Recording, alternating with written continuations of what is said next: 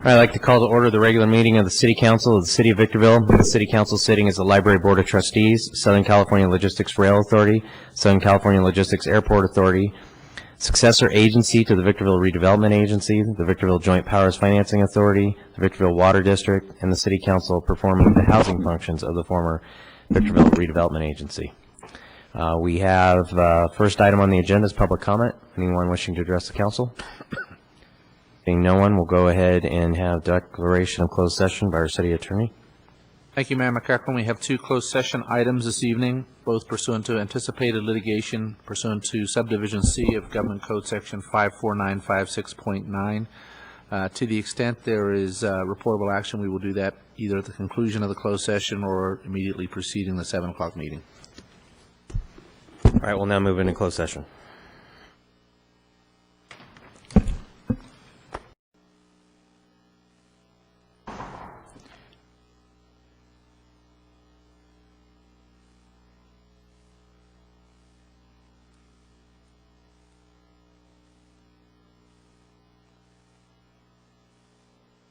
How come yours comes out of mine? Oh, there.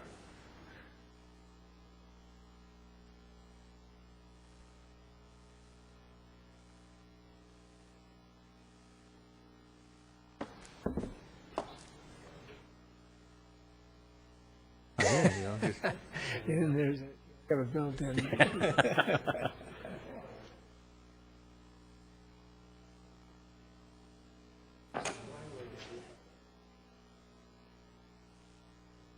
Shooting is going.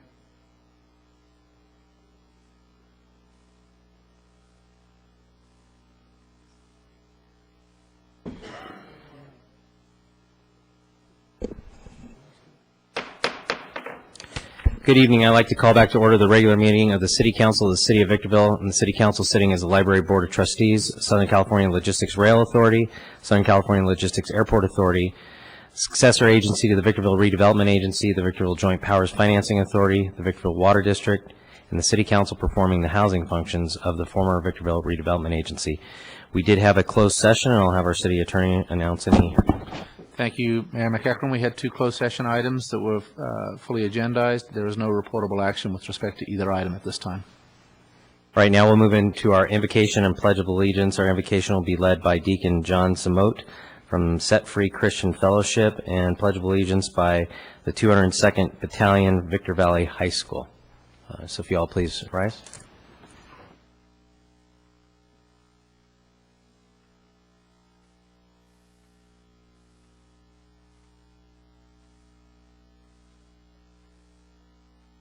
Lord, thank you for this evening. Thank you for this community. Touch each of our lives and hearts this evening as we put our thoughts and minds and decisions in your hands and not our selfish hands.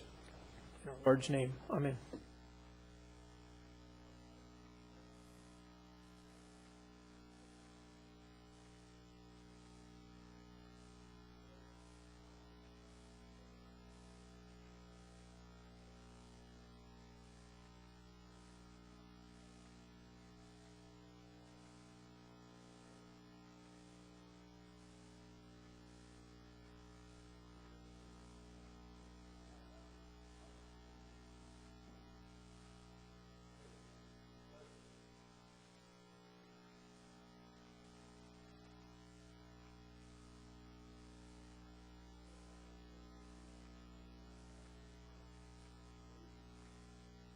Pledge allegiance to the flag of the United States of America and to the republic for which it stands, one nation, under God, indivisible, with liberty and justice for all.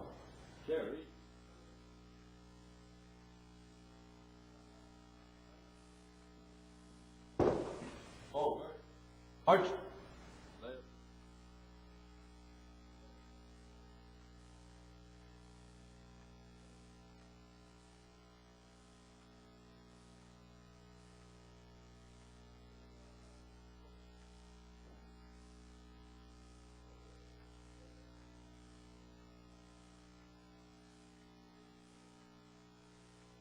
Let's give them a round of applause.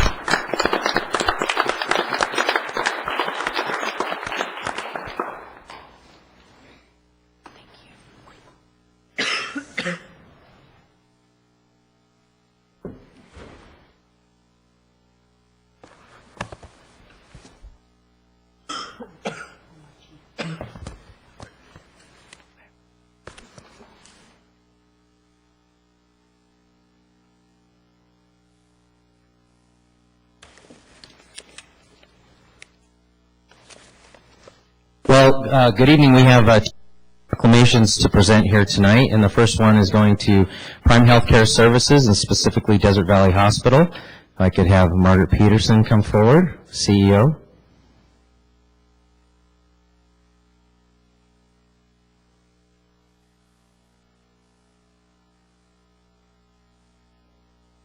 Quite an accomplishment. You continue to receive numerous awards, and on behalf of the most recent one, whereas according to Thomson Reuters, its peer-reviewed national ranking system shows that when compared to its peers, Prime Healthcare saved more lives, caused fewer patient complications, made fewer medical errors, followed recommended standards of care more closely, released patients half a day sooner on average, and scored better on patient satisfaction surveys. So on behalf of the City Council and the City of Victorville, congratulations on winning this award.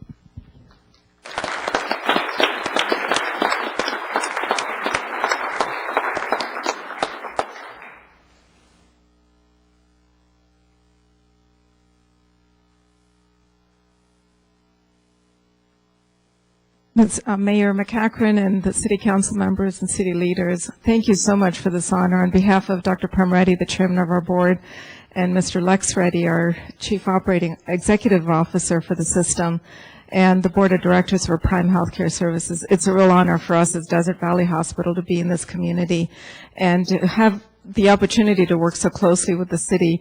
You've seen our organization grow from one building to now 3 really buildings that are all attached together. And so it's a real honor for us to be able to serve the healthcare needs of this community and to really be here for the growing needs of this community.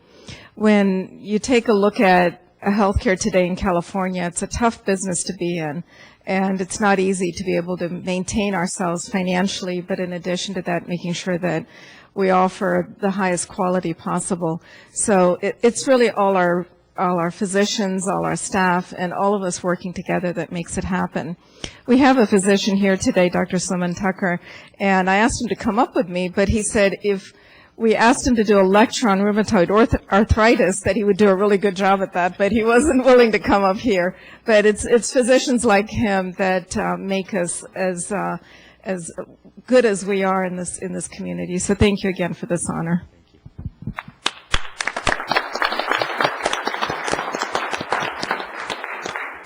And we are looking forward to that expansion grand opening, hopefully here in the next month or two. All right.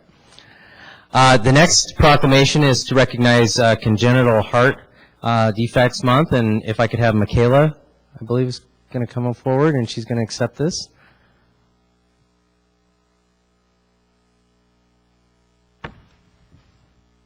Michaela, whereas Congenital Heart Defective Awareness Week provides an opportunity for families whose lives have been affected to celebrate life and to remember loved ones lost, to honor dedicated health professionals, and to meet others and know they are not alone. And I want to present you with this proclamation on behalf of the City Council and the City of Victorville.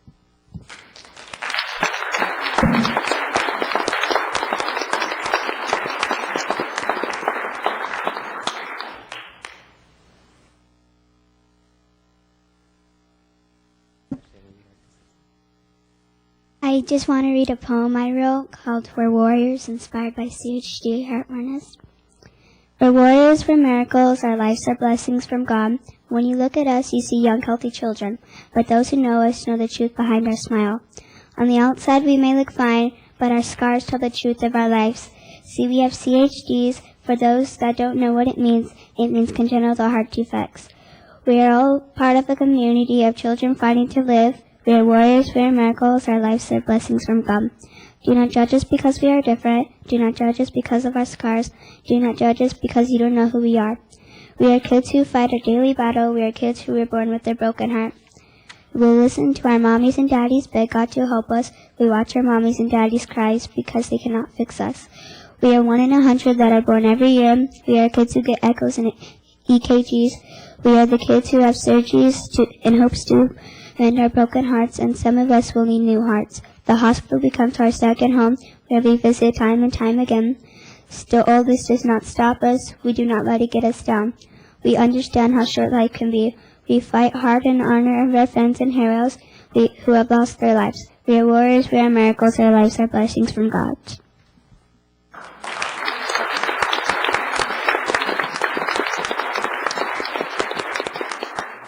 Well, thank you for that poem. It was well written, and I'll present this to you, and thank you for being here tonight.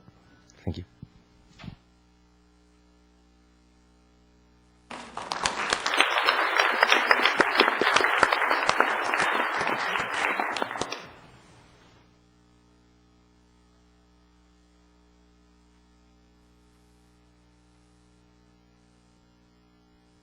Okay, at this time, if we could have the city clerk present the agenda to the council.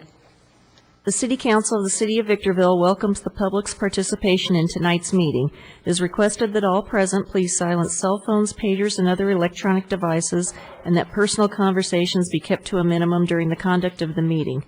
Persons who wish to address the council on a specific item which appears on the agenda are requested to complete one of the white speaker cards that have been placed on the agenda table in the council chambers lobby and give it to the city clerk for the record prior to consideration of the item. The mayor will call upon each individual who has submitted a speaker card when the item comes up for discussion by the city council. The public comment period is the time and place for the general public to address the city council on any item within their jurisdiction that is not on the agenda. It is requested that a speaker card also be submitted to the city clerk for anyone who wishes to address the city council during the public comment period. Pursuant to Government Code Section 54954.3, state law prohibits the council from addressing any issue not previously included on the agenda. The council may receive testimony and set the matter to a subsequent meeting. Comments are to be limited to 3 minutes per speaker or less as deemed necessary by the mayor, depending upon the number of individuals desiring to speak. All communications are to be addressed directly to the city council. Individual comments to staff or members of the audience are not permitted. Individuals who fail to adhere to these guidelines may be asked to yield the floor. Any individual or group who engages in disruptive conduct during the meeting will be removed from the chambers by order of the mayor. Disruptive conduct includes, but is not limited to, addressing the council without being recognized, not addressing the subject before the council, repetitiously addressing the same subject, failing to relinquish the podium when requested to do so, verbal outbursts or comments from the audience. Thank you for your cooperation and adherence to these rules. All documents to be considered for approval at this meeting are before the council, and there are no revisions for tonight's agenda. All right, thank you. The first item on our agenda is public comment. I do have several cards here. Dorothy Miller.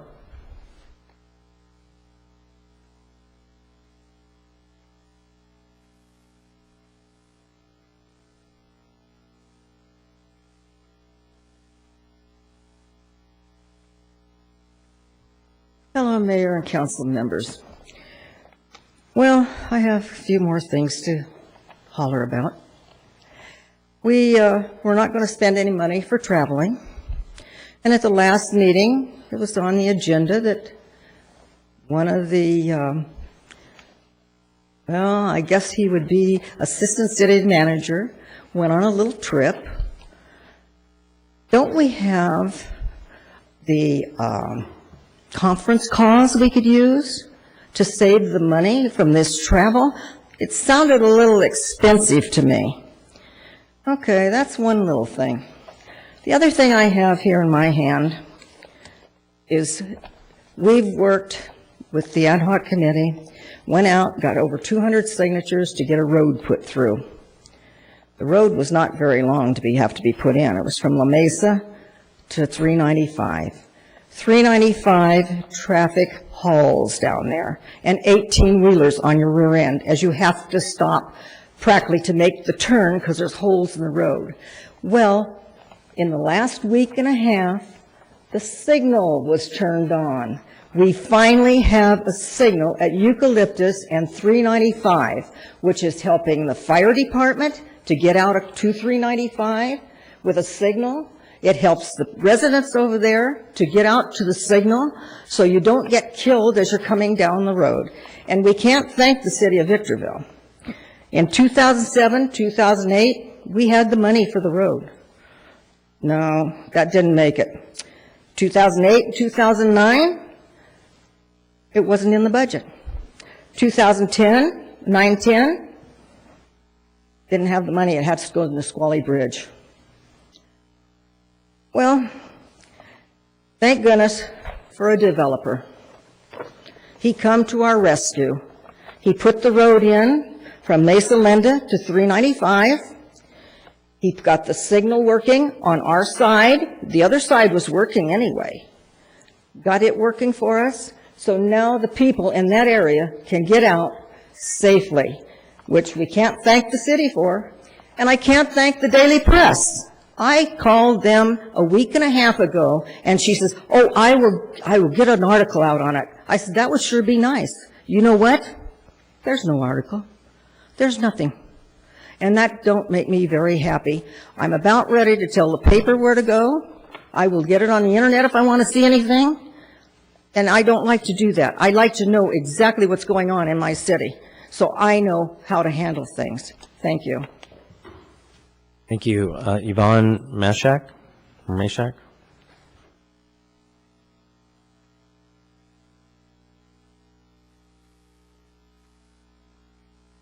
Good evening, council members.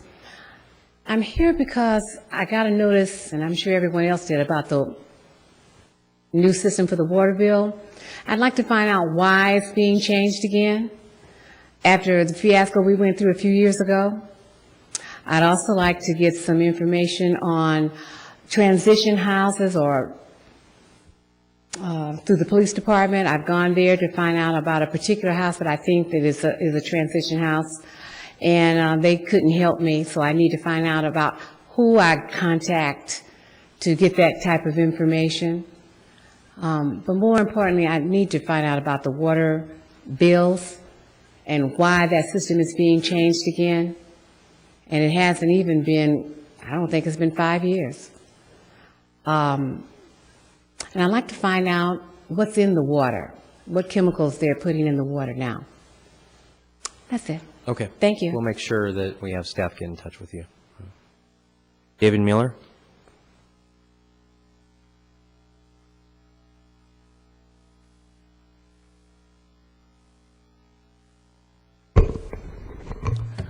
Good evening, Mayor, Council. My name is Dave Mueller. I'm with HighDesertPolitics.org.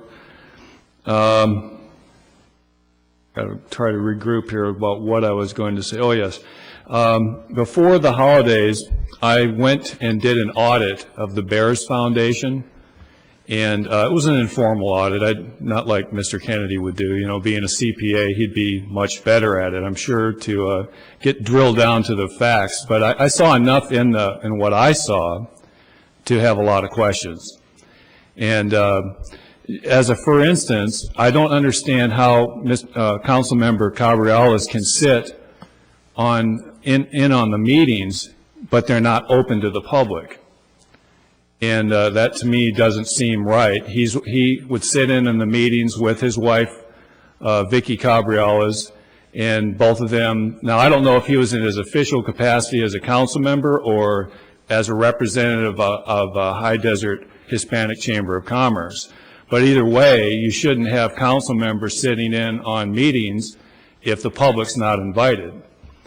There was things inside the warrants or what they wrote checks for that I found very questionable. For instance, why would they pay for a lighting bill for the city of Victorville? If they're a nonprofit, the money should be donated to the kids' parks or recreation. That's what Bears was set up for. Benefit everyone and assist recreation and sports, I think, is what it stands for. But what I was seeing in there was a lot of slush funding going on. And Mr. Gargan's not here anymore. He left after I made my accusations about the 990s and the funding dwindling down. And I still think that, I haven't done a formal audit, but I think a formal audit it needs to be done. And there shouldn't be commingling with nonprofits and city government. It just shouldn't be done.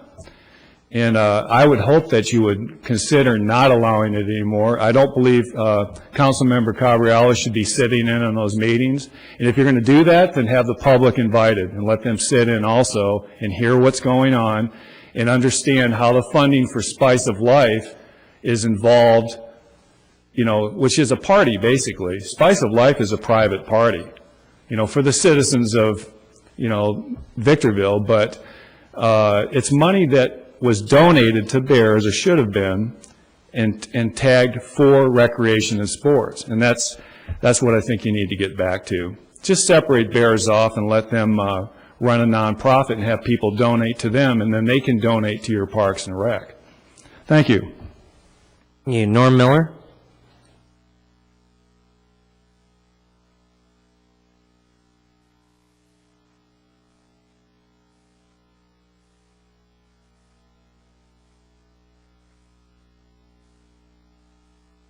Mayor, council members, the name is Norman Miller, and God, we're sure getting some weirdos coming up here. What I wanted to talk about mainly first is Mr. Kennedy. I've been reading a little bit of your Facebook, and I wish some way or another you could get on a podium and get that information out to everybody, because I think everybody needs to know what you have to say. Thank you. The other thing is, it seems like we spend an awful lot of time in the meetings here. And I think the reason is because somebody's not doing their homework, or doesn't want to do their homework, or just wants to complain. There's an awful lot of questions about all these matters that come up on the agenda, especially the money, the ones that are involved with money. And the questions are asked, the answers come back, and we still get no's and no's and no's. I asked about why she didn't want to approve for the properties to be used for the Nisqually Bridge. And I can't see any reason why somebody would want to keep that bridge from being built. It's the most important thing that's coming up to Victorville right now, and it needs to be done. It's going to be done. So let's work together to get things done, and let's not just keep saying no, no, no, because all that's doing is wasting time, and it's not showing too much intelligence. Thank you.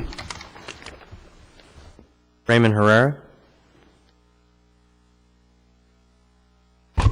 Good evening, Mayor, City Council, and special good evening to Miss Angela Valius.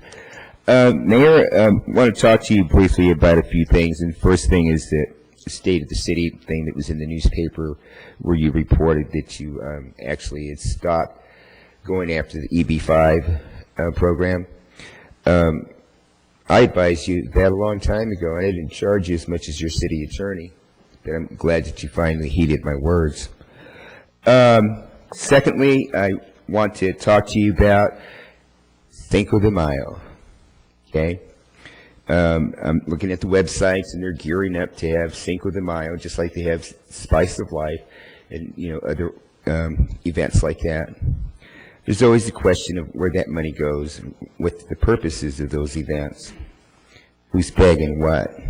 And personally, I think that there's a great need for transparency. And I think that before we even get into having those events, that you should form a commission or a panel to monitor every dime that comes in and who buys what kind of sponsorship.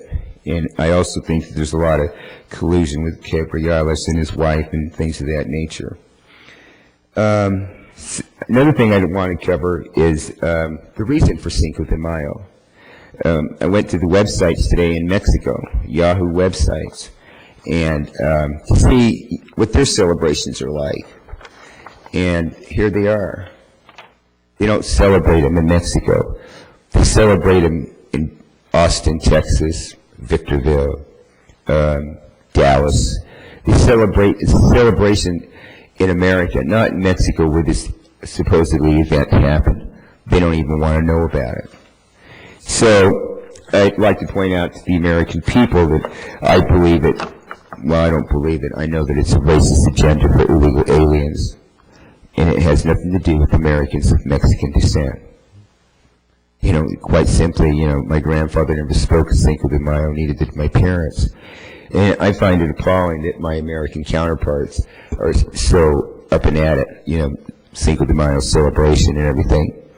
But it emboldens criminal elements in our society, and people like Rudy and the Hispanic High Desert Chamber of Commerce are part of that emboldenment, and I find them guilty of subversion directed against the American culture.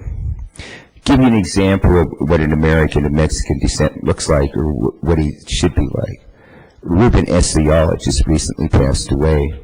He was actually my family's insurance agent when I was a kid. I know him very well, went to school with his kids. And he said it best. when they tried to get him to join the Hispanic caucus or the Latino caucus up in Sacramento.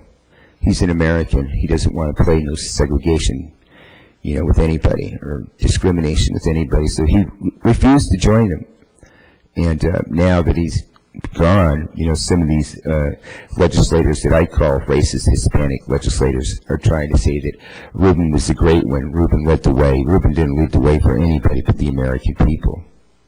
Finally, I'd like to finish up with, I want to incorporate you in the City Council and maybe Ms. Valius into having an American Jubilee where we collect money and have an event to celebrate America. None of this tribe stuff or tribal stuff that's going on, the spice of life.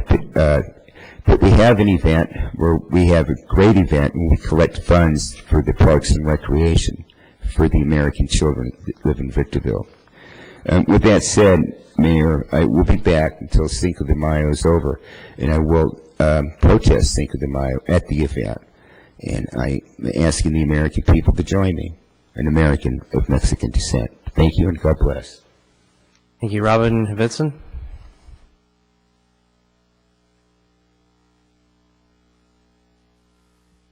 My name's Robin Bidston, and I'm also with We the People, California's Crusader, and I just want to camp off on what Mr. Herrera said. The event, according to the High Desert Hispanic Chamber of Commerce, is going to be May 5th at Victor Valley College. And one issue we came tonight to appeal to the city of Victorville to consider not sponsoring the event this year. Last year, the billboards and so forth had that seal on it from the city. This year, we're asking you to consider not to be a sponsor. Just like the other gentleman talked about slush fund monkey business, we suspect that goes on at this event. And again, we're making an appeal to the city this year to not be involved. The event itself does not celebrate our country. I will tell you this, Mexico right now is a corrupt country. They have a dastardly drug cartel operating. And at all times, this is not possibly the appropriate time to even be celebrating Mexico, but why are we as a city going to be party to that? So again, tonight, just as Mr. Herrera said, celebrate America. Thank you. Thank you. All right, that is all the cards I have under public comment. I do have a few cards under other agenda items. So we'll move on to our regular agenda. Just for the record, Mayor, I have never attended a Bears meeting.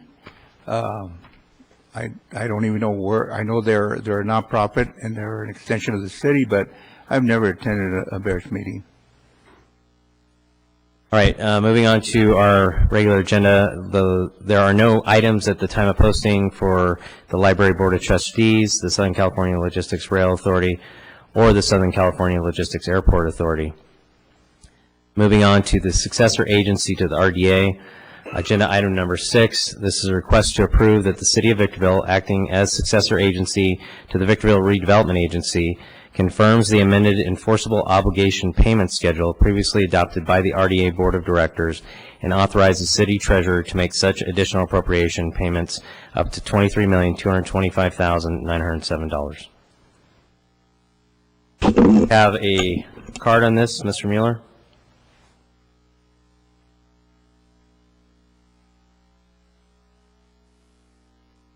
Again, my name's Dave Mueller. I'm with highdesertpolitics.org.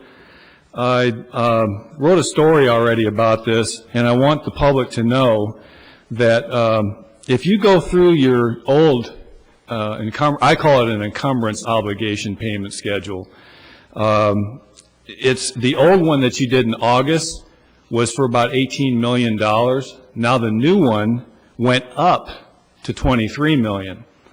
And inside of it, if you break, and I encourage the public to go through every single line item of both of those. They're on my website posted. You can look through them yourselves, for yourselves. But there's things like, I believe High Desert Hispanic Chamber of Commerce is on there with a line item. There's things like the staff, RDA staff. almost $1 million. Now, it was announced, I actually broke the story about Ken Henderson losing his job in Apple Valley. And 3 of their RDA people are leaving because there's no work for them. So are you going to retain $1 million, nearly $1 million for your staff when there's no work for them? There's line items about Burlington Northern Santa Fe spur track that you have to maintain. Why are you doing that? Warren Buffett is a billionaire. He can pay for that. So it needs to be explained why you're doing that. And somebody called me and mentioned that the reason being is that it's not actually his spur track. It's something you put in, the city of Victorville. So, but one thing I'd like to really point out for the public is in the old EOPS, your city attorney was going to get paid $51,250. Now in the amended EOPS, okay, it went up to $160,000.79. In 2012, he gets $35,000 increments each month in your payment plan. Why is that? In the commercial warrants tonight, he already got $122,000 for just the month of November. This guy is killing the people of Victorville with legal fees. And he's just not worth that much. Do you have that many problems that you got to pay millions of dollars just to have a legal representation? There's something wrong with that. So the enforceable obligation payment schedule, I hope everybody will go through that line item by line item and see what's in there, because it's mind-boggling. It has nothing to do with winding down RDA, because if it did, you would have less money in there than more money. And I also noticed that your bond payments are in there that you missed, that you didn't make the payment on. It's about $6 million, almost $7 million bucks. I'll get to that one on item 7 when we get to that. Thank you. I have a couple questions. Angela, do you want to go ahead? Do you have some? Yeah, go ahead. I did. Well, again, the budget amounts and everything are blank, and I know it states in here the property taxes, but what if we don't have that much property taxes? I mean, that's a pretty hefty fiscal impact. These are estimated payments that would be made during the remainder of this fiscal year. For more detail, I'll ask Keith or Andre to respond to the makeup of the $23 million. Yes, Mr. Mayor and members of the council, the number is a big number, and it represents a number of the RDA budgets. The RDA budgets that we typically had overseen were the Bear Valley Road and the Hook Road redevelopment project areas. They were also the Old Town redevelopment project area. The portion of Victorville's Vita project area was certainly compiled in as an overall redevelopment agency responsibility. So this number looks big because it's a compilation of all of those various budgets that do get submitted to this council and get approved by this council as a part of the ordinary budgetary process. I think the easiest way to characterize what this $23 million represents is the surviving budgeted amounts made up in each of those particular budgets, along with any additional contract obligations that were defined or definable pursuant to AB 26. So these are either contracts that are known and have been approved previously by the board, or it's gone through a budgetary process. As to the fiscal impact information, that's been a little bit difficult to pin down, but I think the easiest way to characterize what you're looking at, because it does show an additional fiscal impact, shows an additional fiscal impact because effectively we're changing ledgers. You're now operating as a successor entity, which is a separate entity from the legal entity that was the Victorville Redevelopment Agency. When you approve the Victorville Redevelopment Agency's budget, you approve it with amounts, but you also approve it with corresponding account codes to that we effectively have to go through a whole new process of creating a separate set of account codes. So to actually show funding sources here would be, certainly we can't do it today because we haven't even completed that process, but it is something that is going on. Easiest way to characterize the 23 million is that it's effectively what was happening on the RDA's ledger or side of the balance sheet being transferred over to the successor entity's responsibility. As to the questions dealing with the amounts gone up, we're not really speaking to apples and apples when making that comment. The EOPS that was approved originally last year was dealing with amounts carrying your business through, I believe it was December 31st. And the one that we're dealing with now is actually follow-up to the action from the last meeting, where it's actually carrying us through May 31st or June? I'm sorry, April 30th. So there's been an addition of time from the one that we approved late last year, whether it was August or September. But there's been an addition of months through April, so that certainly would help justify the difference in the values between the particular actions. As to the rail comment, the Victorville Redevelopment Agency is a part of its investment to encourage development in the Bear Valley Road project area, particularly the Foxborough Industrial Park.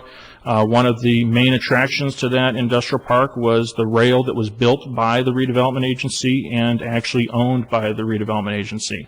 So even though it's publicly owned, it's treated privately, and therefore the Burlington Northern does not assume responsibility over the maintenance and upkeep of that. So therefore we've actually had to recurringly have a contract for maintenance-related work, and that's got to continue, and that is going to have to continue as a successor entity responsibility.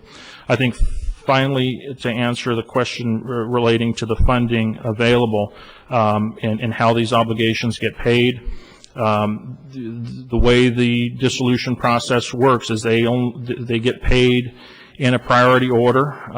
If there's adequate money to satisfy them, then they'll all get paid, but if they're not, if there isn't adequate revenue to pay all the obligations, then effectively obligations have to get told and paid when there is adequate revenue to cover the obligations. Finally, as it relates to liability, that might be an issue that's come up. The Assembly bill language does limit liability to what was the former responsibilities of the authority. So in terms of trying to monetize a risk, it's limited to the actual tax increment revenues that are generated or were being generated that now are actually being part of the whole dissolution process. And finally, as it relates to the bond payments need to appear on these EOP schedules so that when VEDA does a distribution, we're actually able to make those payments. If we hadn't listed them, we would not be able to make the payments once those distributions come to us, so that we can make the trustees whole. I see that we're transferring, it seems like everything into these. What are the chances that they're not even going to be approved? All of this land transfer and what you're doing, moving things around. I mean, doesn't the RDA have to approve all of this? And then, I mean, is there a possibility we're wasting our time with this? With these? The RDAs, as of February 1, ceased to exist pursuant to state law. They cannot act anymore. They don't exist anymore. This is a requirement of AB 26 to actually form the successor agency and basically to honor the obligations that were previously entered into. So legally we're required to do this. What's the percentage of a chance that we don't make this payment? We don't have enough to make this payment. We don't know the answer to that, and likely won't know the answer until we understand the entire process involving the successor entity and the oversight board. The statute does make it clear, though, that this would not be an obligation of the city or the city general fund. This is tied purely to tax increment revenues. So that's the only source of revenues you can use to pay these amounts is tax increment. If there's no tax increment, then it does not fall on the shoulders of the city. And it's not a single payment either. It's multiple payments that would have almost a ranking system depending on the nature of the obligation. Since I read the article about Apple Valley laying off their RDA staff, what did we do with our staff? Our staff are going to be working on other projects. We had some vacancies, thankfully, at the last minute. We had one more vacancy that allowed us to keep all of those staff employed throughout the city.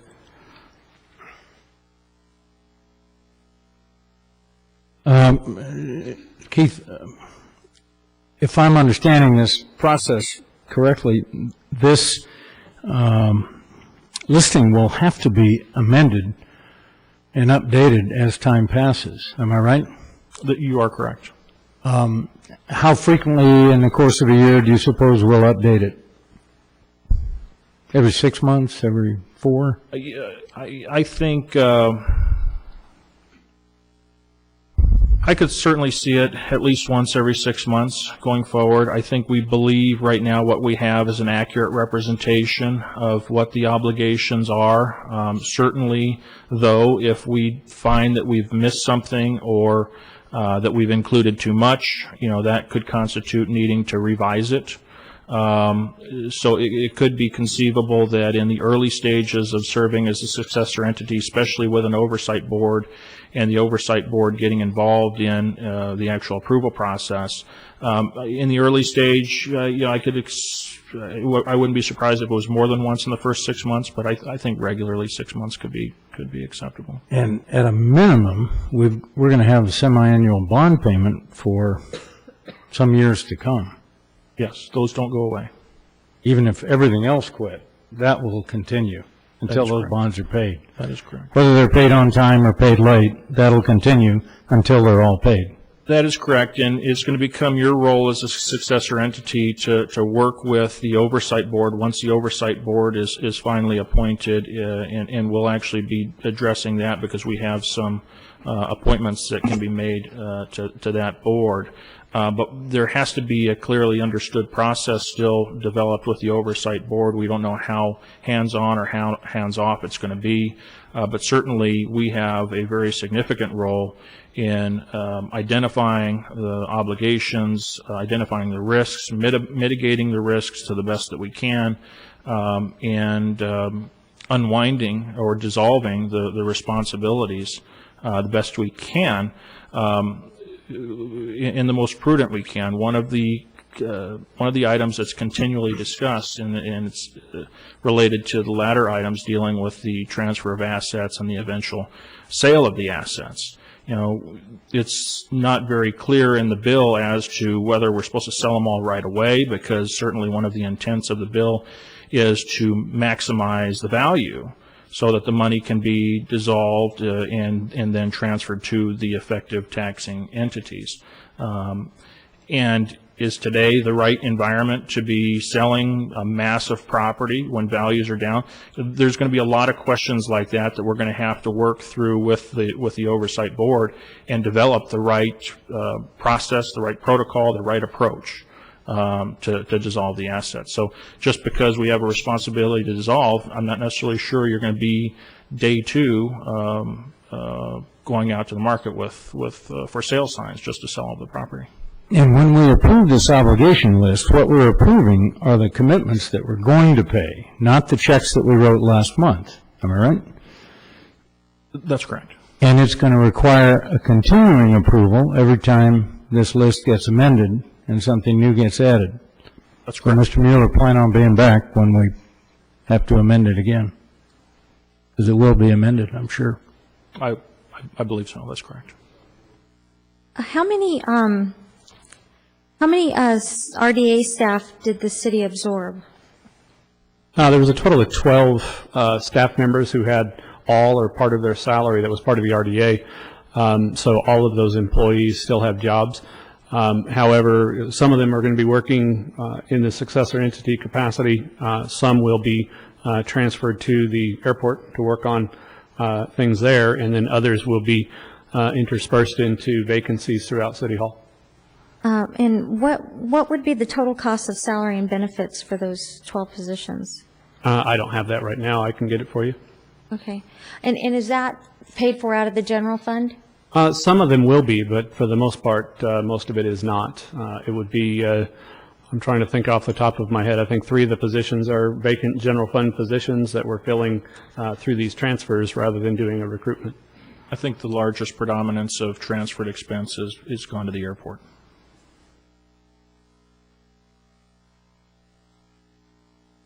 There's a motion by Mayor Pro Tem Cabrialis, second by Councilmember Rothschild. Motion carries with Councilmember Valles voting no.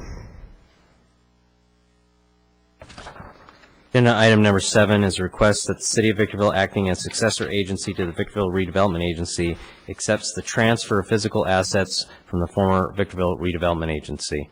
Again, Mr. Mueller, you had some comments on this one? Yep.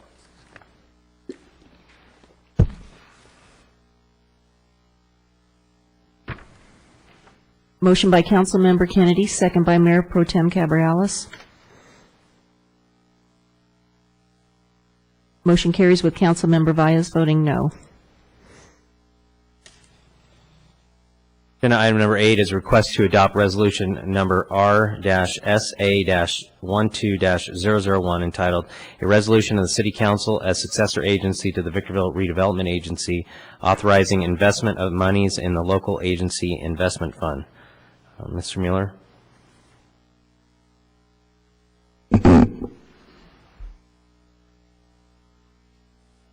Thank you, Mayor, Council. Again, Dave Mueller.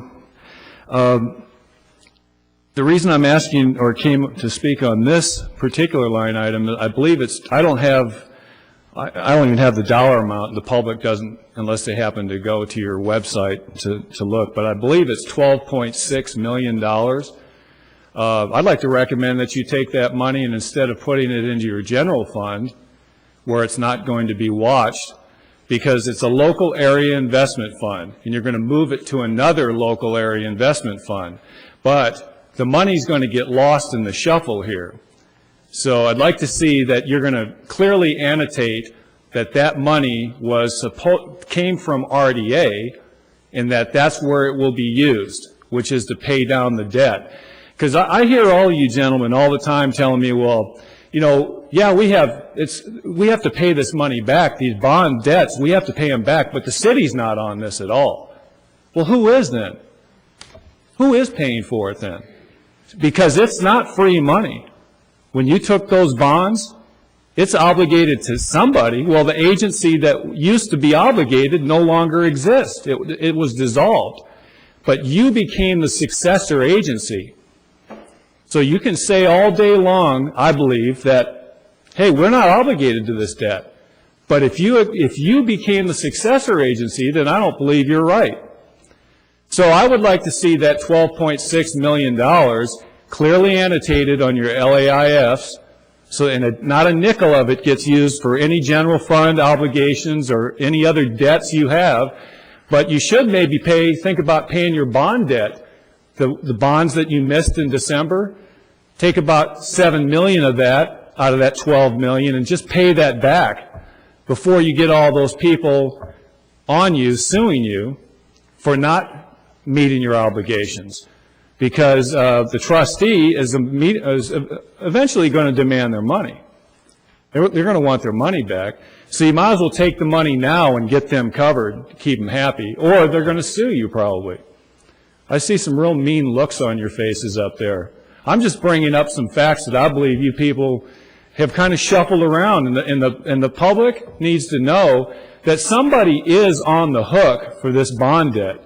It isn't, well, it's tax increment, it's not us, somebody else. Well, you guys created the agencies, the RDAs, and all the other different, the Alphabet, Scala, all these different organizations. Who do you think those people that bought the bonds are going to sue when they don't get paid? And they will sue. Thank you. Mr. Mayor and members of the council, as I understand, the underlying point of the comment was to make sure that we're having totally separate independent account from the city's general fund. That is, in fact, what this item is doing. These are housing funds. If I'm not mistaken, they're in the RDA. They're the 20% set-aside housing funds. These are both combined, both the 80% and the housing, for the purpose of the redevelopment agency. When it operated with one, quote, account, and then we managed They're not available to be used to repay bond indebtedness, are they? There is, Let me answer that, Keith. They are available to repay bonded indebtedness for the RDA. However, the RDA is able to cover its bonded indebtedness.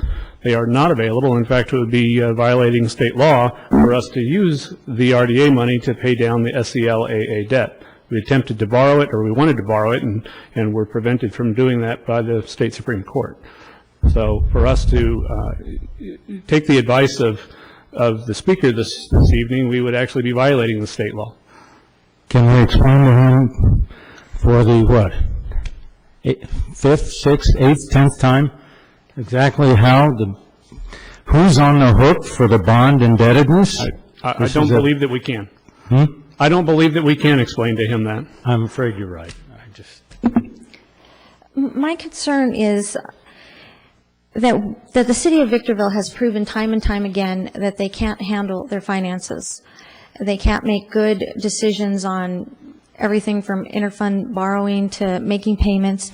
But then we take on this to become the successor of this agency. So,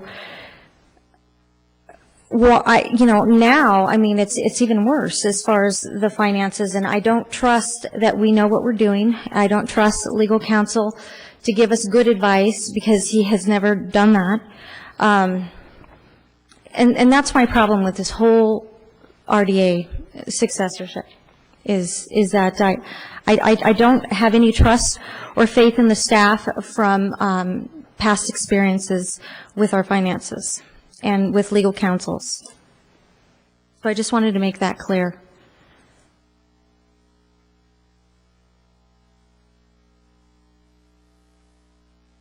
Motion by Councilmember Kennedy, second by Councilmember Rothschild. Motion carries with Councilmember Vyas voting no. There were no items at the time of posting for the Joint Powers Financing Authority, so moving on to the Victorville Water District, we do have agenda item number 9, which is consent calendar. Motion by Councilmember Kennedy, second by Mayor Pro Tem Cabrialis. Motion carries unanimously. Agenda item number 10, which is companion to City Council item number 15. This is a request to award a contract to Xenon Environmental Corporation, DBA GE Water and Process Technologies, in the amount of $29,480 for the cleaning of membrane bioreactors at the SCLA Industrial Wastewater Treatment Plant. Do you have a card on this, Mr. Mueller?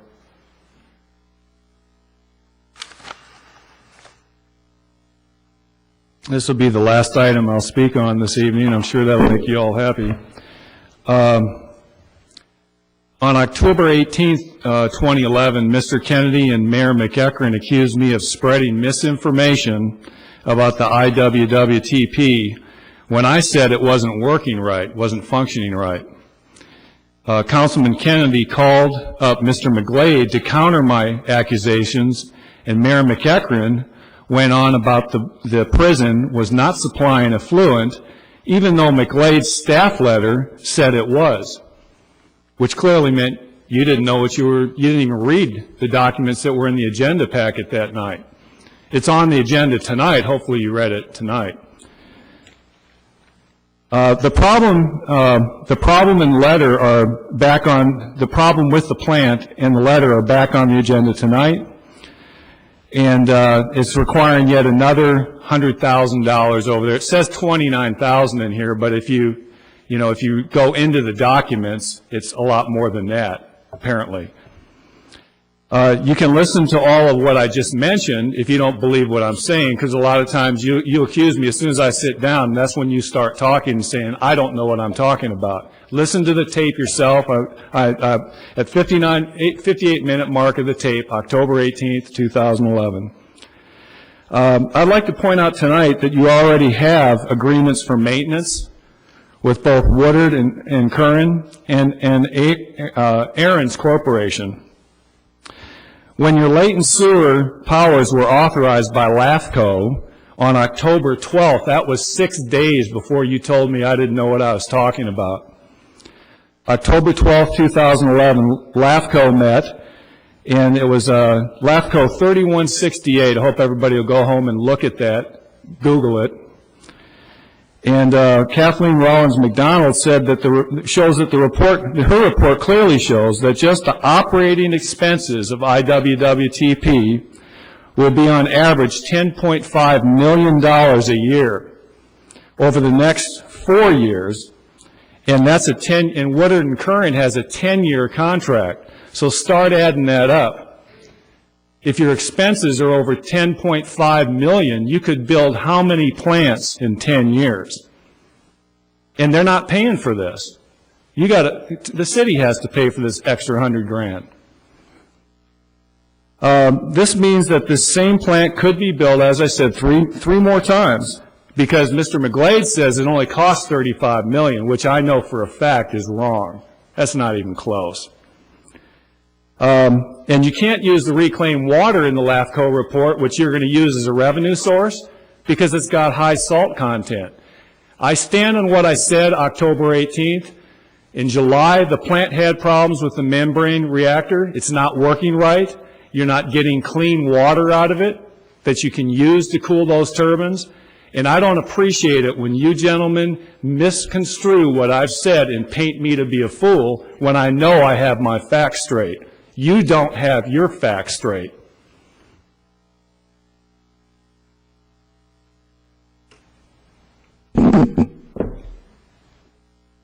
I have a question.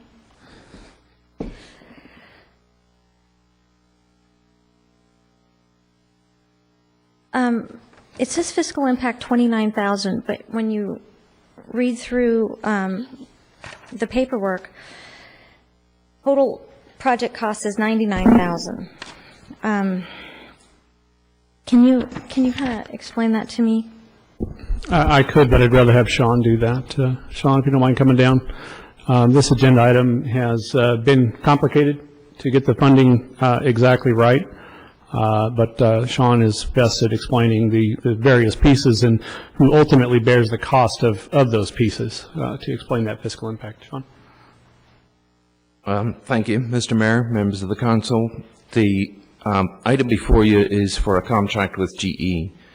They are the manufacturers of the membrane filters, which are needing to be cleaned due to a problem with the screen, which is in place upstream of the filters, which did not perform in accordance with the specification.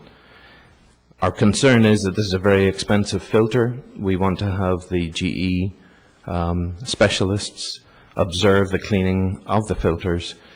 This is something that would be a routine maintenance task in the life of the filters, except it has to be accelerated, and we want the GE folks to monitor that cleaning to make sure it's done absolutely perfectly. We intend to go back against Lakeside, the manufacturers of the screens that malfunctioned, and recoup any expenses associated with it. The contract for $29,000 is with GE, but in order for them to perform their work, there are other added costs associated with that, which we've enumerated in the staff report. The total is expected to be some $99,000. How much total is this wastewater plant cost us so far? If you're talking about the plant itself, I believe... Everything related to it. Everything related to it? Yeah, the infrastructure, everything. I mean, we wouldn't have paid that unless the plant was there. The number is around $46 million. That includes the wastewater treatment plant and all of the supporting infrastructure. How much overrun is that from the initial estimated cost? It's not. It's below budget. Really? Yeah. In February, I think it was of 2008, if I'm correct, Mr. Metzler? 2009. There was a presentation given to City Council with, I believe the total estimated cost was $46.2 million. And is this plant complete? I can't think of anything that's missing from it. And so it's completely functional? This Yes. is just, and what are the chances of us recouping this money? I don't know. I would defer to, our legal counsel on that. We're not handling that claim, but we believe, and we've looked at the contracts, we believe you can have a very solid claim to get the recoup monies back. Lakeside has already been cooperative with the city in the prior dispute, so we think the chances are very high you'll get the full recoupment. Sean, can you give us a rough idea of what it costs to operate that plant on an annual basis?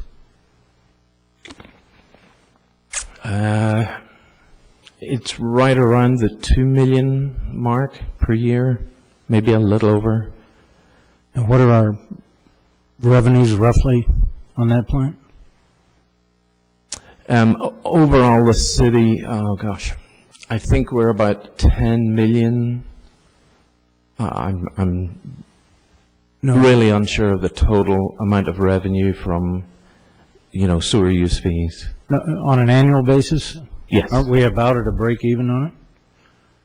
Yeah, I mean, what we receive for directly towards the wastewater treatment plant, our wastewater treatment plant, is at about the break even. We receive about 1.9 million from Dr. Pepper alone.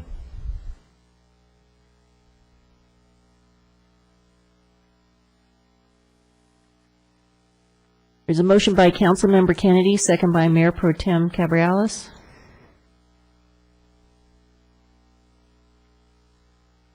Motion carries unanimously.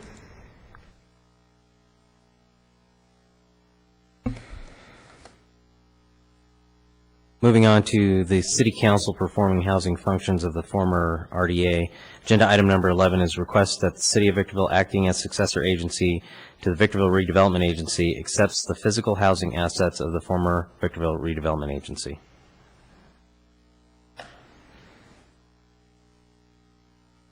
Motion by Mayor Pro Tem Cabrialis, second by Councilmember Kennedy.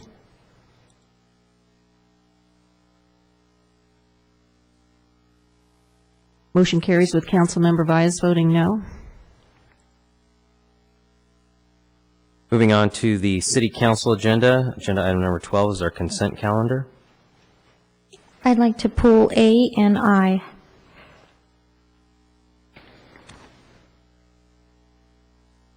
Okay. We'll pull A and I. Is there a motion to the rest of the consent? Motion by Councilmember Kennedy, second by Councilmember Rothschild.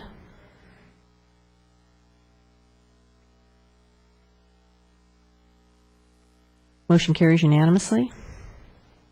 We'll handle agenda item number 12A first. Ms. Vyas? I'm noticing, again, the attorney's fees is $122,000.9 for our city attorney, which is outrageous.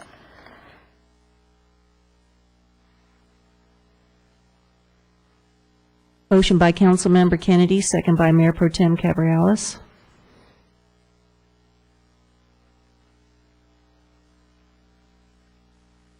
Motion carries with Councilmember Vyas voting no.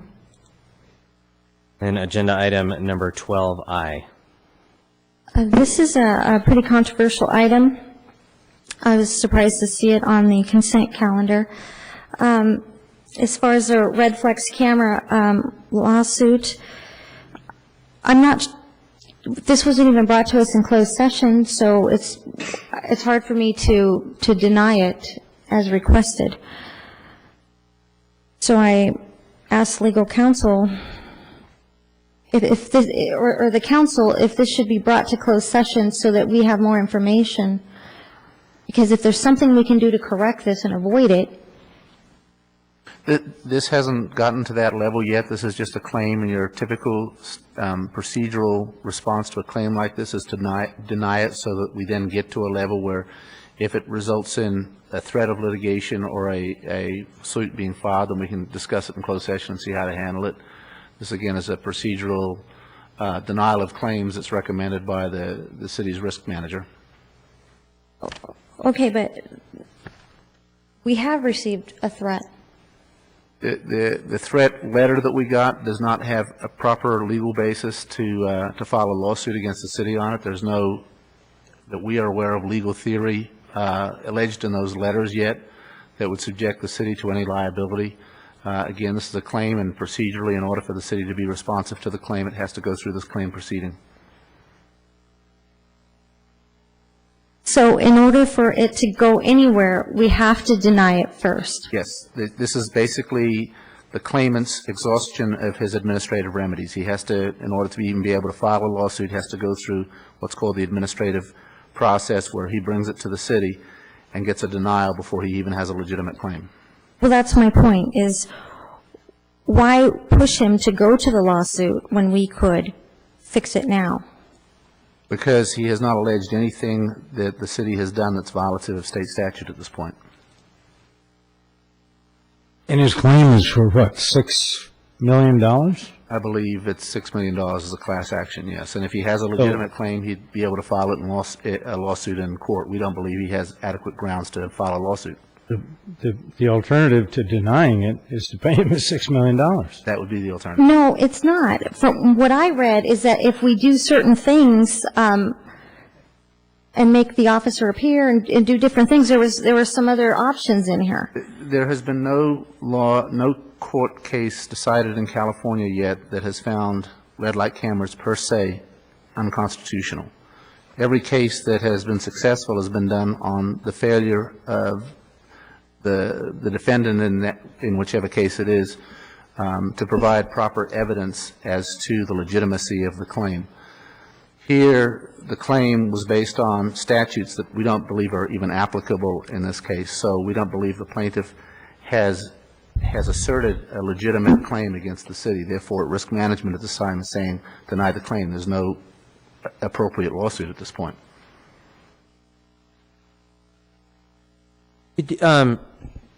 For the benefit of not only the city council but also the public, explain the claim process as it relates to government agencies. Typically, as with most governmental agencies, you have to file a claim with the city, and the city has to make a decision whether or not to acquiesce to the claim or to deny it, so that is a condition precedent to a citizen or any person being able to file a lawsuit in a court. They have to exhaust their administrative remedy. Here, the administrative remedy is to present a claim to the city, either have it approved or denied. Here, the claim was for approximately $6 million. The recommendation of staff at this time is to deny it. That then gives the claimant the ability to now go to court and file a suit if he believes he has a legitimate claim. We have looked at the letter from the claimant, as has the risk manager, and determined that we don't find any legal grounds for the claim. And so that would be the same with other cities, special districts? That is correct. It's typical of all required public by agencies. state law? Yes. Okay. All right. And that's, if we were to acquiesce to their claim and it was $6 million, that would come from our general fund, would it not? Exactly. Okay. Well, I'm reading it, and it's asking for different things on here, not just $6 million. $6 million if we don't comply with the proposed disposition and their office demands. So what I was saying is, why are we always just, charging off into the sunset, or, willing to get into lawsuits and rack up your legal fees when there might be another way to mediate this? Well, first off, these aren't my legal fees. I don't handle these types of claims. It's done by the risk manager. And again, this claimant has not, in his letters, provided any appropriate legal grounds which we believe he could file a legitimate lawsuit on. So you'd be acquiescing to a claim that does not have legal backing at this point.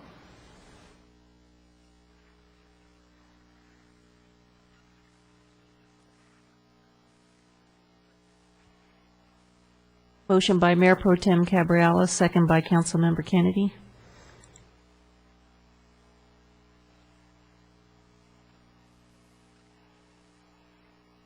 Motion carries with Councilmember Valles voting no. Agenda item number 13 is request to adopt resolution number 12-010 entitled Resolution of the City Council of the City of Victorville granting a variance from the requirement to connect to the public sewer system for an improved recycling facility at 14749 Hesperia Road. MCZ Group, LLC. I need to recuse myself due to employment. Okay. I do have a card on this. Alvin White.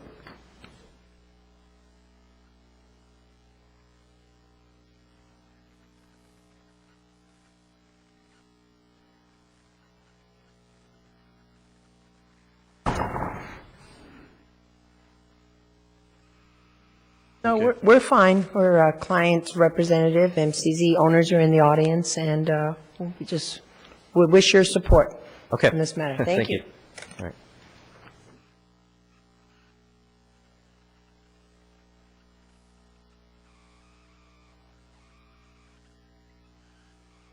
Motion by Mayor Pro Tem Cabrera, second by Councilmember Kennedy.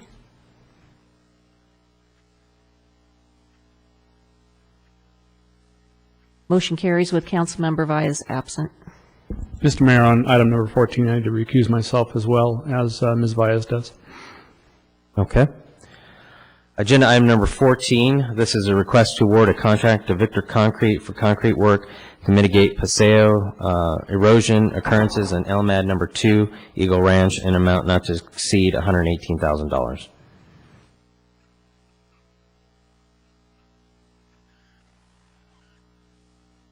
Motion by Councilmember Rothschild, second by Councilmember Kennedy.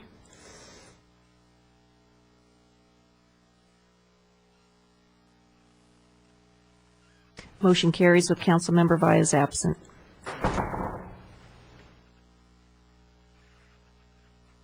Agenda item number 16 is request to approve a contract with the County of San Bernardino for matching funds to the Transportation Development Act, TDA, grant awarded to the City of Victorville and approval of an additional appropriation in the amount of $150,000 for the River Rock project.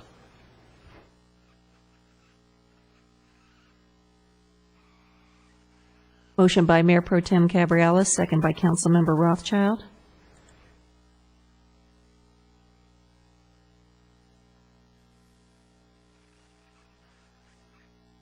Motion carries with Councilmember Vyas absent.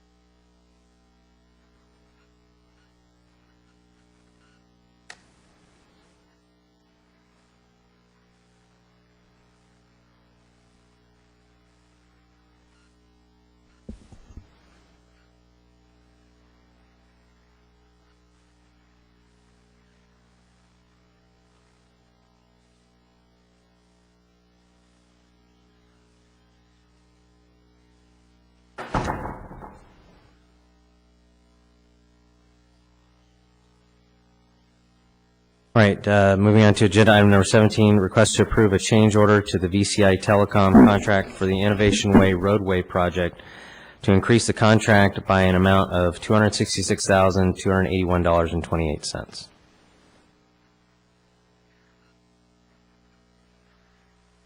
Motion by Councilmember Kennedy, second by Councilmember Rothschild.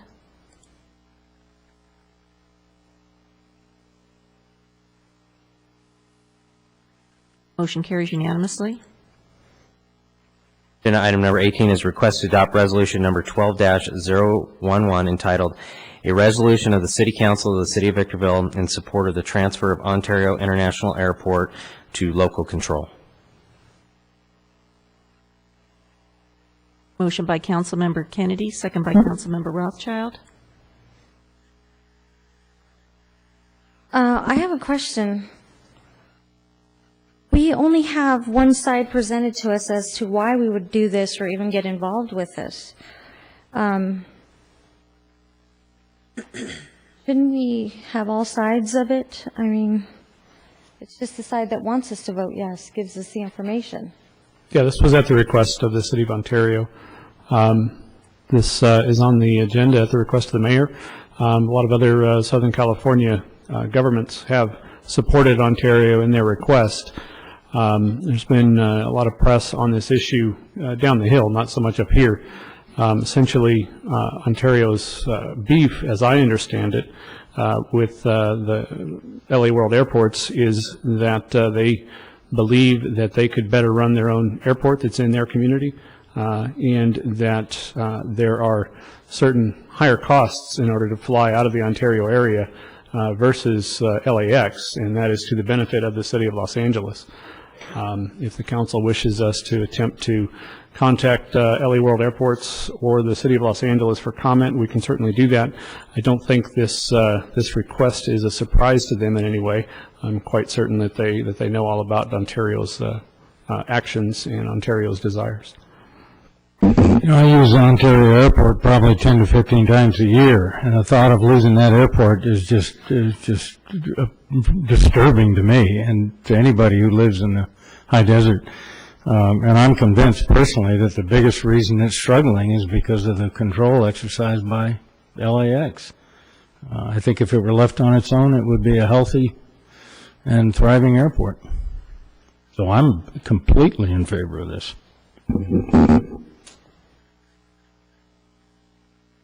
Well, I would need more information, and I'd like to hear all sides of the story. I mean, because if they're failing, I mean, why are we just going to lose money? I'm not sure I understand that question. What I'm saying is that we just have one side presented here. So I'm not comfortable making decisions on just one side of the information. I would like to hear from both sides if they want me to get involved. Okay. I was meaning the part about why are we just going to lose money? I wasn't sure what you, Yeah, this isn't any cost to No, the city of Victorville. Oh, not us lose money, but if they're losing money, I mean, and why would we get involved? I mean, It's supporting a neighbor, supporting, a fellow city. Essentially, this would be the equivalent of, say, the city of San Bernardino controlling Victorville's airport to the detriment of Victorville. It's essentially Ontario's complaint is that the LAWA, through the city of Los Angeles, controls both airports, and therefore they make it more advantageous for flyers to use LAX, which benefits the city of Los Angeles, which is ultimately their employer, to the detriment of the city of Ontario. Well, and Doug, to follow up on that, but I think, Councilmember Kennedy made a good point, is that the residents of the high desert, the entire Victor Valley, Barstow, and areas around us utilize Ontario International Airport. The only reason you go to LAX is if there's not a place that Ontario can fly to, and in most situations you can get a connecting flight. Clearly, if Ontario International Airport were to shut down, that would be, in essence, a tax increase on our citizens because it would cost them more to drive to L.A., it would cost them more to fly out of L.A., and L.A. could jack up the rates all they want. So the only way to keep rates down and keep our citizens from paying higher fees is to support this. Not supporting it would send the message that you're okay with our residents paying higher fees, higher airfare, paying more for gas to go to L.A. And that airport is not failing because of any problems other than the fact that LAX controls the traffic that flows to the airports, and they do it by landing fees. Mr. Mayor and members of the council, if I could just add some color to the conversation. This subject has been widely covered. It's a widely covered issue, certainly in the LA Times and of course in all the Inland Empire newspapers. In fact, I want to recall that there was special legislation attempting to force the divesting of Ontario from LAWA. And I think one of the critical claims that the folks in the Ontario and the Inland Empire have is that with the large overhead bureaucracy, for lack of better description, that LAWA has, that they're actually unfairly and improperly imposing a lot of that burden and overhead to the Ontario airport. I know from firsthand experience, in fact, just a couple weeks ago I had some customers or some clients actually visiting me, flying in from Dallas. And interestingly, when we were chatting over dinner, they flew into LAX to visit me in Victorville, as opposed to Ontario. And, everybody knows that if you're flying American Airlines out of this area, you're flying Ontario to DFW. And basically, the cost came down to the special price of $299 round trip flying into LAX versus what is becoming a $450, almost a $500 flight out of Ontario. And there's a lot of belief that that's being done intentionally to redirect the traffic and the population, passenger population through LAX to the detriment of Ontario. I think the arguments that I've at least followed and read really make the argument about having a successful operation, but it has very much to do with local control as well, which I think is probably more consistent with the council's past policy and probably even the current policies with respect to who's best to run the assets in our community. Is it locally or a state or a higher authority? So, I think from that perspective, and maybe to address the comment with respect to additional information, it's been a hot topic for a while, and a lot of us have been following it. But what I'm saying is that, I understand what the mayor is saying regarding our citizens having to go farther and pay more. But the thing is that all the cities are going through all of this RDA nightmare and trying to wind down. Look at our airport as a mess in debt. San Bernardino County is dealing with a mess over there. I mean, for me to get involved, I need more information. And do they have the resources and the finances and the ability to take on this task? I just don't throw out votes lightly with no information. And if there's a way I cannot vote no and just, abstain or not vote on this item because I just feel that there's just not enough information for me. Curly? Two comments, actually. One, our airport is successful. It is not a failure. But number two, I, like Mr. Kennedy, use flying out of the area 3 or 4 times a year. Mostly we get flights out of Ontario, but whenever we've had to make a connection to LAX, guess what? The fastest way from here, from Victorville, is actually McCarran in Las Vegas, and we have gone into there almost every time now. So again, my preference is to run off to Las Vegas and McCarran than to go down to LAX and fight that traffic. It's almost the same equal time going in both directions. So selfishly, just from Victorville's point of view, I'd rather see Ontario control the airport down there and deal with it at a local level than LAX, which has their own selfish interest to not make a maximum service menu out of that airport.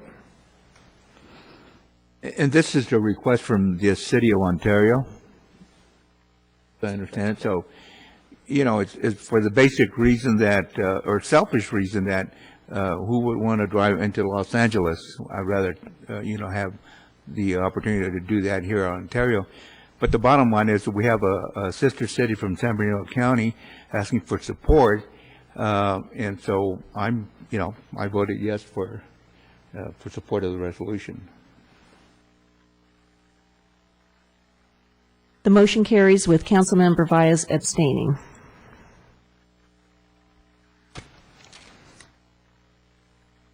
All right, moving on to council committee reports. Ms. Vyas?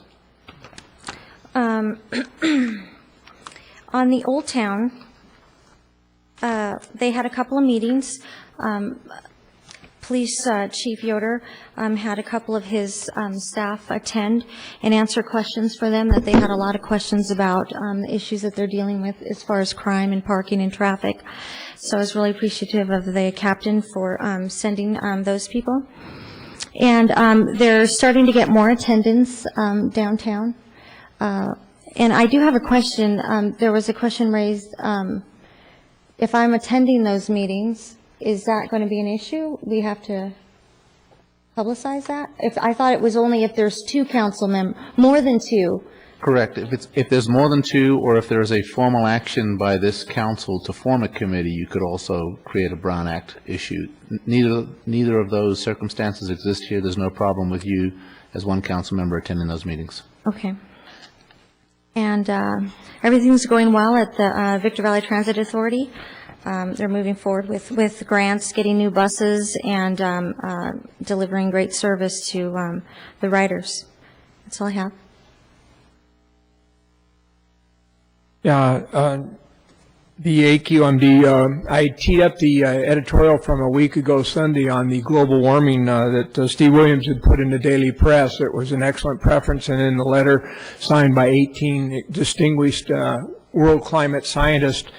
And I also kicked it out to not only the entire board for the Mojave Desert AQMD, but also the entire districts throughout the state of California and the state board. I don't expect them to jump on the bag and put it on their websites, but I did ask that it be simply put on with no comments, just simply teed up into their website. So on the next agenda, I'll be asking our board to approve that. There is no rational thought in this AB 32, but it is part of what global warming is about, human-caused CO2. So the sooner we get the message, and the pressure is beginning to build. And statements like our local board putting that out there of that way, and by the way, there are no votes on our board.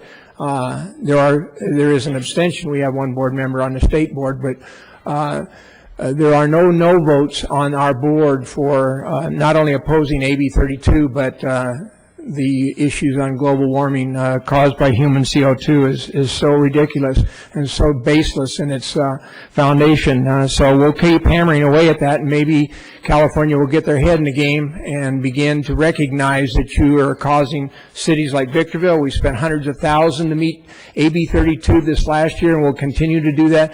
Private industry that is spending millions to mitigate AB 32, which there is no mitigation. It is a CO2 issue. Plants and birds and animals and us all need it. So there's no science behind this. It's all emotional control of the environmental movements on our issues. So I will continue to do that. And again, the article was in last Sunday's, a week ago Sunday's Daily Press. Steve Williams did a good job of teeing that one up. The audit committee had a meeting with the auditors about 2 weeks ago to review some preliminary information from the audit reports and some drafts. We're going to have a follow-up meeting on Tuesday the 13th. Monday the 13th. And we're expecting to see some final drafts at that point. So they're expecting, I think, to issue the final reports by probably the end of March. Hopefully February. The biggest issue affecting members of Sandbag and I'm sorry, Ryan, end of February. I'm sorry. Yeah. Sandbag and specifically our local Mountain Desert Committee region, it's pretty much a foregone conclusion that the Ranchero interchange in Hesperia without redevelopment money is not likely to move forward anytime soon, which is a tragic thing for traffic congestion here in the Victor Valley. And it's questionable as to whether or not the town of Alpha Valley will be able to move forward with their Yucca-Loma Bridge. They are fighting that fight. I believe we are going to be as supportive as we possibly can to help them out, but there is a question as to whether or not the money that they had issued bonds for to build that bridge can be used to build that bridge. So we'll be keeping a close eye on that. All right, under other council reports, agenda item number 20, discussion possible action regarding items for the upcoming city council agendas. Mr. Rothschild? Kennedy? No. Ms. Baez? Yes, I would like to go green instead of carrying this big binder and having staff put this binder together every meeting, and use an iPad where you can, Doug was telling me you can actually make your notes on that. The other solution that we had, where you just stick it in here, that's not going to work. I need to see my notes on the agenda. So is that something we need to get approval for, to use iPads instead of paper? What? That'd be a policy decision. I don't see a reason you cannot do that. The policy that you have right now is to prevent e-communications going outside of the city council, but just to looking at agendas or doing something like that itself should not be problematic. So we don't need to agendize that then? It's a policy decision of the council. I wouldn't think it needs a separate agenda. I think you're able to use equipment, iPads, et cetera. Just like we're using our computer here. I don't have an issue with that. I don't even know if that needs to be agendized unless staff feels that the policy that we've already adopted prevents that. It's entirely up to the council. I don't know that the policy prevents it being used as a device to view an agenda. No, the intent was to prevent telecommunications, in and out of the council chambers. I don't think it needs to be agendized. I'm fine with you. Okay. And then I'd like to agendize an RFP for a full-service law firm.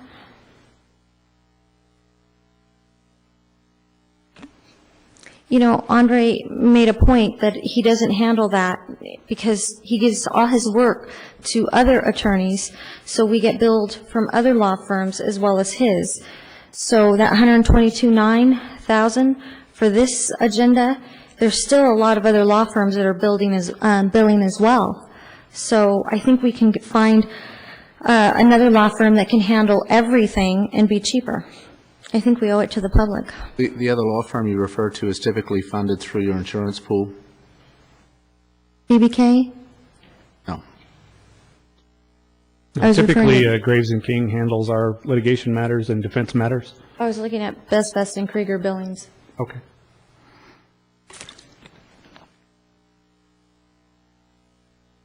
I'd like to look at a couple of things in Old Town.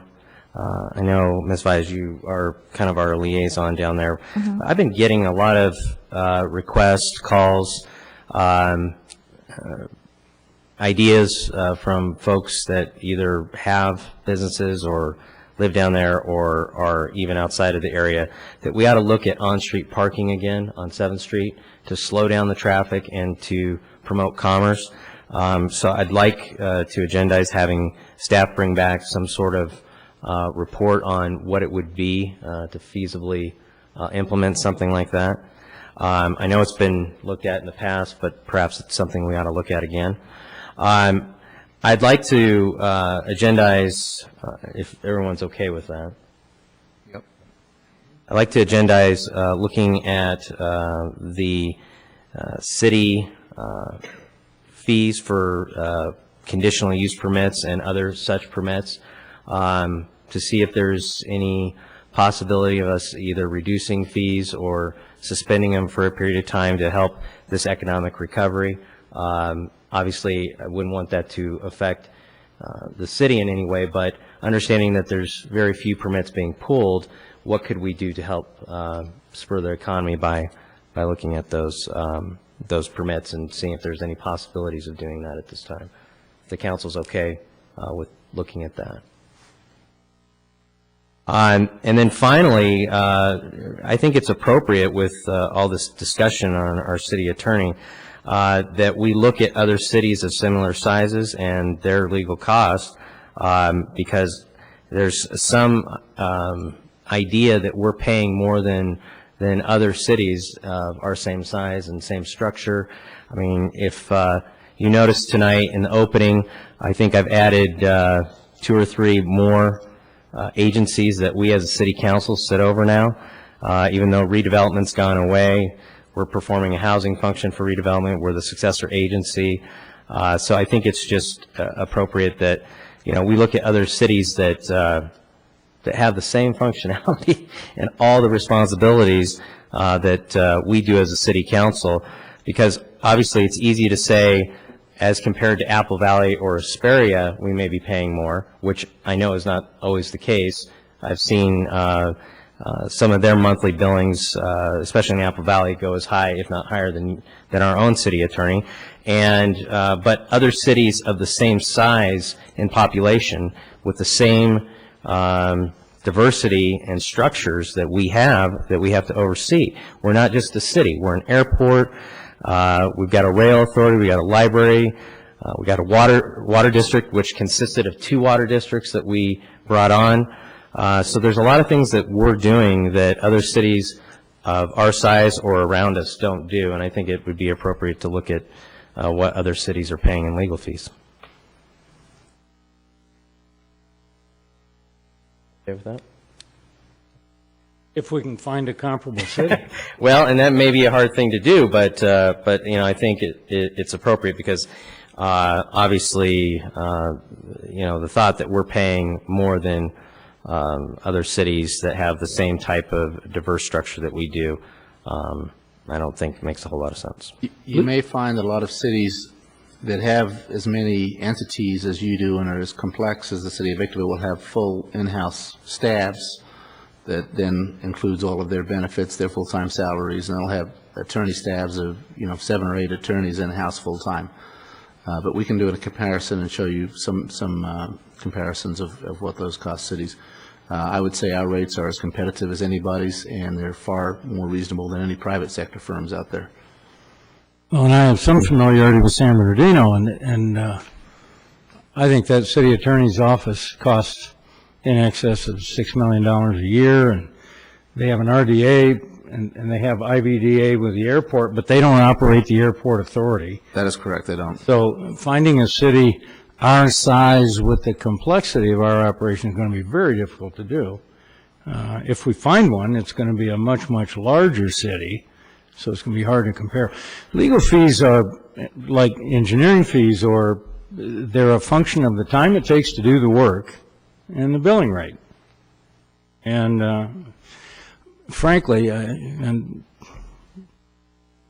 I've asked Andre to provide some information about his billing rates, and what I'm getting already is that they're more than competitive, but our problem is the volume of work, and our position is almost always defensive. It's almost always in response. That's true, and for the public to understand, I'm not the person that's getting paid. We have a whole law firm, which essentially is providing full service to the city of Victorville. There are several attorneys involved at different times, litigation specialists, environmental specialists, planning specialists. So you're able to narrow down your costs based on specific functions. And I will tell you, in my mind, I'm just speaking for myself, the one reason that it's the most compelling reason to not look for another attorney is because Green, Dvoranowski, and Quintanilla have 25 years of history and experience with the city of Victorville.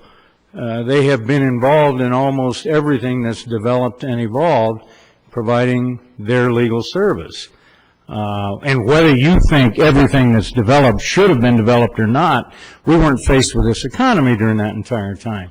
The point is, any new attorney we were to bring in here, we're going to have to pay for them to get up to speed because they won't do it for free.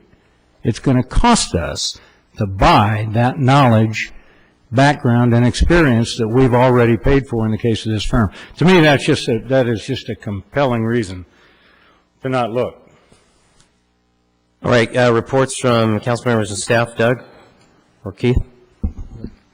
Just a couple of things. I was able to attend a conference in the desert with other city managers and got some ideas that I'm going to be bringing forward to the council for actually our 50th anniversary coming up in September. I don't want to give out too much information on that. And then one other thing I wanted to mention is the LISA project. We had a presentation from a gal on that at the last council meeting, and that is now up and operating through the month of February, I believe, all of the weekends in February.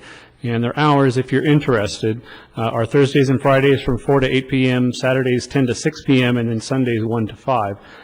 It's a very interactive exhibit regarding abuse, and something that is very powerful. So if you're interested, be sure and go there in the right state of mind, ready to experience some emotions that you probably don't want to experience, but something that shouldn't be kept secret. Ms. Weiss? Nothing. It's a question, Doug, in regards to the city anniversary. The sheriff's department also has their contract is also in line with that anniversary. I'm not sure whether they're, it's going to be the 60 years or so. Is the sheriff's contract also in line with that? I believe it is, but I'm not sure. I know that Victorville was the first contract with the county sheriff. I want to say that there was maybe a couple of years of something in between that maybe we didn't contract, and they provided, just continued to provide sheriff services as they did to the county areas. But we can certainly take a look at that. Yeah, if it is, I think we would also celebrate that it's a long contract for law enforcement with this. Yeah, definitely. If we've been under contract with them for 50 years, I think we should have some kind of a discount going forward. Maybe even a corresponding discount, 50 years, 50%? 50%? Reduction, yeah. Mr. Rothschild? No, I have none. Well, at the risk of picking one more fight with Mr. Mueller, I have to say, I have read 5 years of, in fact, I've read every 990 that the Bears have submitted since they came into existence. The Bears are an independent, nonprofit organization. They're not a unit of the city. In the reading I've done of the 990s, I fail to see anything that involves commingling of funds with the city, and I fail to see anything that anybody could, except Mr. Mueller, could describe as a slush fund.